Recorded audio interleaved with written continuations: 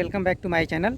और आज हम जानेंगे WM प्लांट मिक्सचर के बारे में, बॉडी लाइनर्स के लिए पेडल्स आर्म के बारे में जानेंगे। और यहाँ पे आपको मैं एक बता दूँ, ये जो आशीष का प्लांट है और काफ़ी ओल्ड मॉडल है और ये 200 TPH का प्लांट है।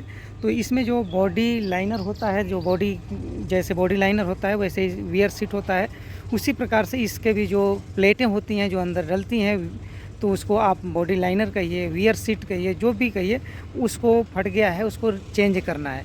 तो चेंज करना है तो उसके लिए क्या प्रोसेस है, क्या टाइम लगता है, किस प्रकार से क्या क्या उसमें खोलना पड़ता है, उसी के बारे में जानेंगे। और दूसरी चीज़ कि ये कितना चलता है, इसके लाइफ के बारे में भी थोड़ा बहुत डिस्कस कर देंगे, क्योंकि इसकी लाइफ एग्जैक्ट तो नहीं हो बता सकता, लेकिन क्योंकि प्लेट के और डिस्टेंस जो सेटिंग है उसके ऊपर डिपेंड करता है। और यहाँ पे मिक्सर में जो भी और कुछ जानकारी है वो आपके साथ शेयर करेंगे, पूरी डिटेल मैं आपको बताता हूँ। और यहाँ पे लाइनर चेंज करने के लिए ये सूट लगा है और इधर वाटर के लिए लगा है जो स्प्रे करता है। ये सब चीज़ें इसके ऊपर से क्लीन मतलब हटाना पड़ेगा, खोलना पड़ेगा। ये सब हटाने के बाद ये इस लाइनर को निकाल पाएंगे। यहाँ से इस लाइनर को निकालेंगे तो यदि हम इस पार्ट को नहीं हटाते हैं, इधर से शुरू करते हैं, तो इस पार्ट को हम आगे घसका लेंगे तो यहाँ से निकाल लेंगे, तो उसे हमें नहीं खोलना पड़ेगा। लेकिन यहाँ पर हमें इसे हटाना है, इसे हटाना है, इतना तो करना पड़ेगा। तो इसके हटाने के बाद क्लीनिंग प्रोसेस, सब कुछ क्लीन करने के बाद और उसके बाद लाइनर का प्रोसेस आता है। तो यहाँ पे ये जो लाइनर है, इस लाइनर को निकाला जाएगा और क्योंकि जो कट गया है उसे चेंज करेंगे। तो इसी प्रकार से जो इसमें अभी क्लीन करेंगे उसके बाद पूरा क्लियर हो जाएगा कि क्या क्या सही है, क्या चेंज करना है। तो यहाँ जो WM का मिक्सर है, इसकी क्लीनिंग कंप्लीट हो गई है। ये भी ट्विंग सॉफ्ट मिक्सर है और सामने से देखिए कटिंग चल रहा है। जो इसमें वेल्डिंग करके लाइनर रोका गया है उसको कटिंग करके ही निकाला जाएगा। और यहाँ पे जो आगर के साइड में है, आगर के साइड में लाइनर लास्ट आर्म के पास यहाँ पे कटा हुआ है।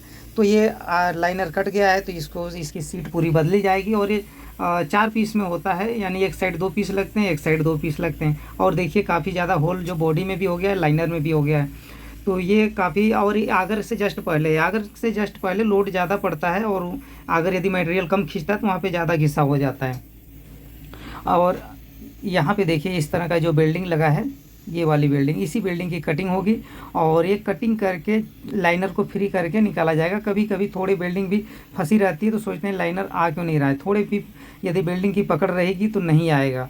और यहाँ से इस तरह से जो और भी वेल्डिंग है उसको कटिंग करने के बाद यहाँ भी से जो बीच में भी बनेगा, यानी दोनों का जो जॉइंट होगा वो उसकी भी कटिंग करनी है। इस प्रकार से जब कटिंग करेंगे तो पुराने लाइनर निकल जाएंगे और यहाँ पे नए लाइनर लगाए जाएंगे। तो ये जो नए लाइनर है ये 4 पीस में रखे हैं, तो फिलहाल अभी 2 पीस ही चेंज किए जाएंगे। तो यहाँ पे नंबरिंग भी करके आया है, 1-1 2-2, तो इस हिसाब से 1-1 लगा लेंगे। तो यहाँ से नए को ले जाएंगे तो यहाँ से जो इसका संक बोल्ट इसमें भी यूज होता है, तो यहाँ पे भी संक बोल्ट लगते हैं और बोल्ट लगाए जाएंगे। और यहाँ पे आप देख सकते हैं जो बॉडी में भी काफ़ी ज़्यादा छेद नीचे से नज़र आएगा, होल देखिए यहाँ पे। तो जिसकी वजह से प्लांट चलाने पे मटेरियल बाहर आने लगा था और ये एक बार यदि होल हो गया तो काफ़ी तेज़ी में बढ़ने लगता है, इसलिए इसको रिपेयर कर या लाइनर चेंज करना बहुत ज़रूरी होता है। और यहाँ पे देखिए तो ये पुराने लाइनर भी निकाल रहे हैं, तो यहाँ पे देखिए कितना ज़्यादा इसमें कट के होल हो गया है। ये वही जगह है जहाँ पे लास्ट आर्म चलता है आगर से पहले। आगर ये क्या होता है, जैसे कि आगर मटेरियल इधर से टिप्स तो ले जाएंगे, पेडल्स जो हैं वो आगे को ठेलेंगे, लास्ट होता है आगर।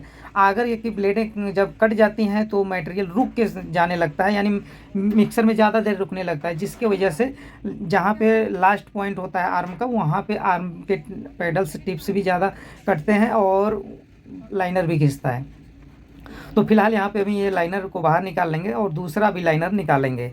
तो दूसरे लाइनर को भी निकाल लेंगे, तो दोनों निकालने के बाद नए लगाएंगे। नए लगाने में थोड़ा बहुत परेशानी भी आ सकती है और फिटिंग होगा नहीं होगा, थोड़ा जो निकाल रहे हैं ना इसकी जो चौड़ाई है और इसको नाप लेंगे और इसका डिग्री चेक कर लेंगे, तो जो दूसरा है उसको बैठाने में काफ़ी ईजी हो जाता है। यदि थोड़ा बहुत का डिफरेंस है तो उसको भी मैं बताऊँगा किस प्रकार से सही कर पाएंगे।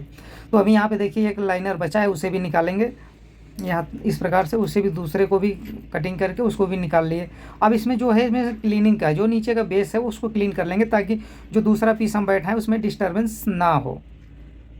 तो यहाँ पे इस प्रकार से निकलने के बाद अब यहाँ पे दूसरे बॉडी लाइनर जो है नए वाले लगाए जाएंगे। और यहाँ पे जो कटिंग होता है उसके जो अवशेष बचते हैं उसको ग्राइंडिंग भी करने पड़ते हैं। और यहाँ पे ये इसका जो शेप है वो ज़्यादा बैंड था, तो हल्का सा कम करने के लिए लोडर का सहायता लिया। मान लीजिए आपके यहाँ कभी ज़्यादा खुला लग रहा है, हल्का सा बैंड करना, तो इस प्रकार से कर सकते हैं। लेकिन दोनों चीज़ों में बहुत ज़्यादा सावधानी रखना है, आपको धीरे धीरे एक आइडिया लगाना है कि सही हो रहा है या नहीं। कभी कम ज़्यादा कर देंगे तो वही परेशानी हो जाएगा। तो इस तरह से इसमें बहुत ही केयरफुली इस काम को आप कर पाएंगे तो कर सकते हैं। तो ये इस प्रकार से इसको सही चेक करने के बाद जो इसका जो लेंथ था, चौड़ाई था, तो थोड़ा ज़्यादा लग रहा था, मतलब कि एकदम एग्जैक्ट 0 हो रहा था। तो उस कंडीशन में हम बैठाते तो हो सकता है फंसता, और 0 मतलब 1 mm का भी स्पेस नहीं मिल रहा था, तो वैसे में बैठाने में काफ़ी मुश्किल होती। तो 5 mm की कटिंग कर दी ताकि इसको हम फ्री बैठा पाएँ। तो इसलिए ये साइज़ जो है वो 5 mm की कटिंग कर दी है। 5 mm की कटिंग अभी हम इसको ईजिली बैठा पाएंगे। होल भी मिलाना होगा तो हम मिला पाएंगे, क्योंकि वहाँ पर स्पेस हो गया। तो यहाँ पे इसको जो कटिंग वाले पार्ट है इस पर ग्राइंडिंग कर लेंगे ताकि इसका जो सरफेस है वो ठीक रहेगा। और यहाँ पे इसको ग्राइंडिंग करने के बाद इसको उठा के इस प्रकार से ले चलेंगे, वापस लगाएंगे। और इसमें जो टाइमिंग होता है इसको लगाने करने का, कभी कभी आप जो यहाँ पे जितने आर्म देख रहे हैं वो खोलने भी पड़ जाते हैं। तो एज ए कंडीशन ये फर्स्ट टाइम यहाँ पे बिना खोले बैठाने की कोशिश किए हैं, और इसमें हम लोग सफल भी रहे हैं। और कभी कभी ऐसे भी होते हैं कि एक साइड का खोलना पड़ता है बैठाने के लिए, तो यहाँ पे हम लोगों ने नहीं खोला और यही देखा कि ये बैठ जाता है। तो इसमें बैठाने में कोई ज़्यादा दिक्कत नहीं आई है। इस तरह से रखने के बाद इसको अपने आप वो अपनी जगह पे बैठ जाता है। अभी जैसे यहाँ पे है, तो पीछे साइड से जैसे उठाएंगे ये अपनी जगह पे आराम से बैठ जाएगा ईजिली। और यदि हम बात करें बॉडी लाइनर के लाइफ के बारे में, तो इसका बॉडी लाइनर का लाइफ काफ़ी ज़्यादा भी हो सकता है, काफ़ी कम भी हो सकता है। अब जैसा यहाँ पे डिस्टेंस मेंटेन हो, जैसा प्लांट चले, उसके ऊपर डिपेंड करता है।